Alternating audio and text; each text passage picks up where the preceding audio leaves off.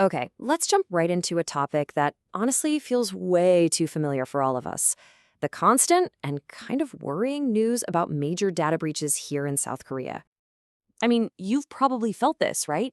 When you hear about a hack somewhere overseas, it's concerning, for sure.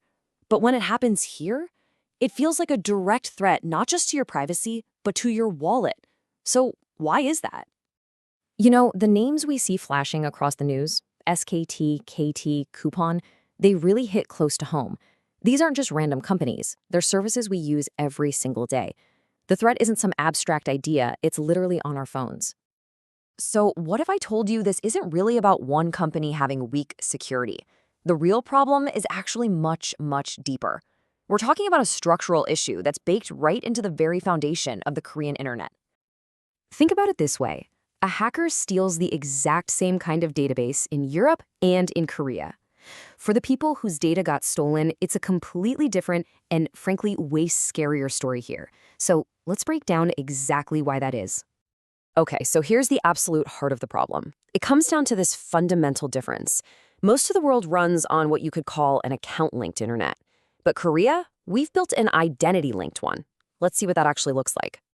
Just look at this comparison. On the left, you've got the typical Korean sign-up process. It wants your real name, your phone number, your address, all of it tied to your official ID.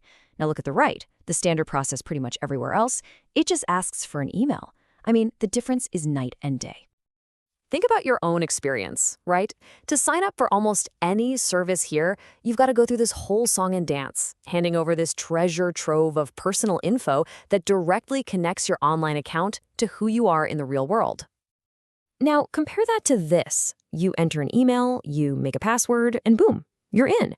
Your real identity, your address, your bank info, all of that is kept separate unless you actually need to buy something. The account is just, well, it's just an account. It's not a digital passport. So you have to wonder, how did we end up with such a different system? Well, it definitely wasn't an accident. It's really a product of Korea's unique history, its cultural approach to identity, and honestly, a huge push for convenience.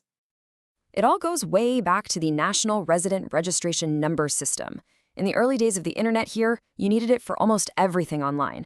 And even when that practice was scaled back, phone number verification just stepped right in to take its place, basically carrying on that same core idea of real name identification.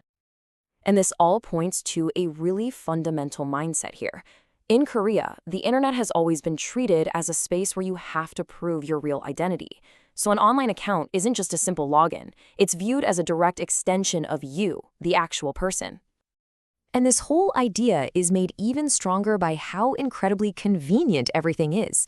These integrated logins from the big platforms link everything, your identity, your payments, your shipping info, all into one neat, seamless package. It works beautifully, but it also puts all of that risk into one big, tempting basket. Which brings us to the really crucial question. What is the actual price we're paying for this convenience when, and let's be real, it's when, not if, a data breach happens?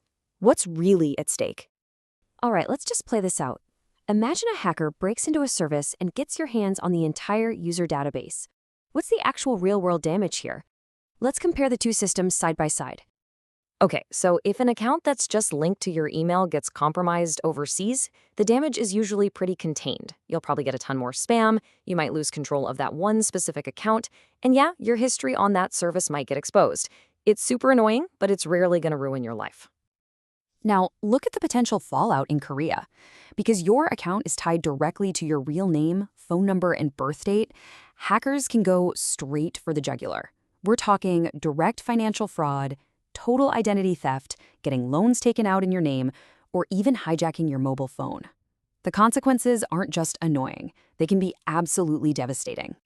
I mean, just looking at this table, it's so clear. In Korea, the ID method is your real name and phone, which creates this super strong link to your identity and your money. Overseas, it's just an email, keeping things nice and separate. And the result? The potential scope of the damage in Korea is life-altering, while everywhere else, it's just so much more limited. Okay, so it all sounds pretty bleak, right? But here's the good news. We are not the only ones worried about this. Security experts, legal scholars, and researchers have been sounding the alarm on this for years. And there's a real growing consensus that things have got to change. And what's crazy is that experts point to this huge paradox. The very system that was designed to create accountability has totally backfired. By collecting and concentrating so much personal data, it doesn't actually make us any safer. Instead, it turns every single citizen into a perfect, high-value target for hackers. So the consensus is pretty clear. This collected-all approach is a relic. The new global standard, which you see in regulations like Europe's GDPR, is a principle called data minimization. And it's simple. Companies should only collect the absolute bare minimum of data they need to provide their service. Nothing more. So what's the game plan? Well, experts are pushing for some really concrete solutions. They're saying we need to move away from phone-based verification and start adopting modern security standards like FIDO or WebAuthn, which don't tie your login to your real-world identity. The goal is simple: separate the account from the individual. So as we start to wrap this up, it's so important to get this one thing. This isn't just a tech problem you can fix with a better firewall. It's a problem with the entire framework, the entire system. So the next time you hear about another big data breach, remember what's really going on underneath the surface. It's not just about one company messing up. It's a symptom of a systemic vulnerability that puts every single one of us at a much higher risk than we should be. And that really leaves us all with a tough question to think about. The convenience of Korea's internet is absolutely world-class, no doubt about it. But when you look at the sheer scale of the potential damage, you really have to ask, is the price of all that convenience a risk we can no longer afford to take?